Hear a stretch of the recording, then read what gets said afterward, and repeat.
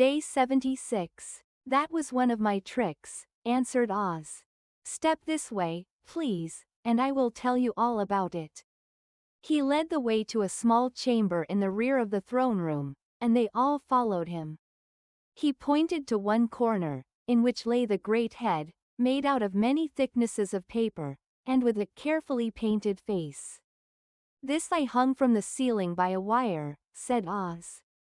I stood behind the screen and pulled a thread, to make the eyes move and the mouth open. But how about the voice? She inquired. Oh, I am a ventriloquist, said the little man. I can throw the sound of my voice wherever I wish, so that you thought it was coming out of the head. Here are the other things I used to deceive you. He showed the scarecrow the dress and the mask he had worn when he seemed to be the lovely lady. And the Tin Woodman saw that his terrible beast was nothing but a lot of skins, sewn together, with slats to keep their sides out. As for the ball of fire, the false wizard had hung that also from the ceiling. It was really a ball of cotton, but when oil was poured upon it the ball burned fiercely.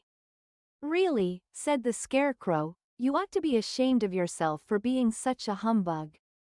I certainly am, answered the little man sorrowfully, but it was the only thing I could do.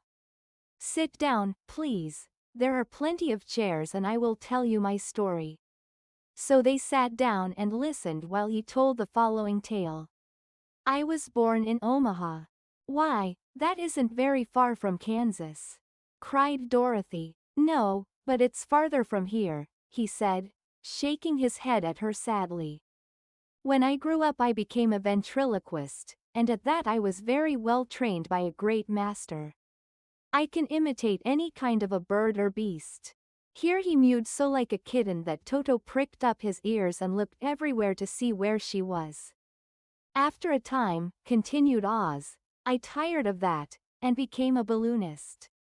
What is that? Asked Dorothy. A man who goes up in a balloon on circus day, so as to draw a crowd of people together and get them to pay to see the circus, he explained. Oh, she said, I know. Well, one day I went up in a balloon and the ropes got twisted, so that I couldn't come down again. It went way up above the clouds, so far that a current of air struck it and carried it many, many miles away. For a day and a night I traveled through the air.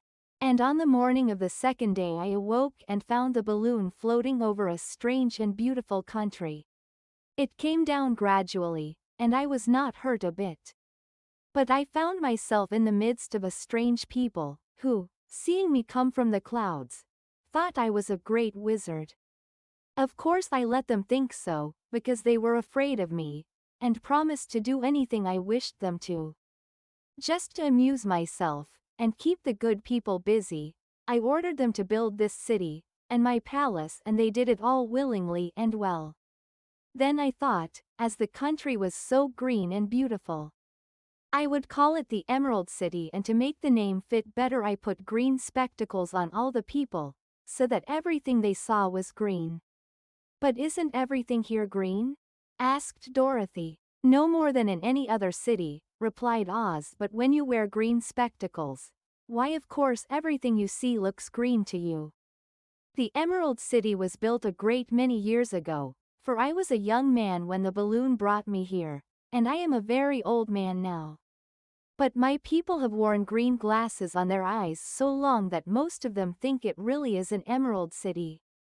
And it certainly is a beautiful place, abounding in jewels and precious metals, and every good thing that is needed to make one happy. I have been good to the people, and they like me, but ever since this palace was built, I have shut myself up and would not see any of them.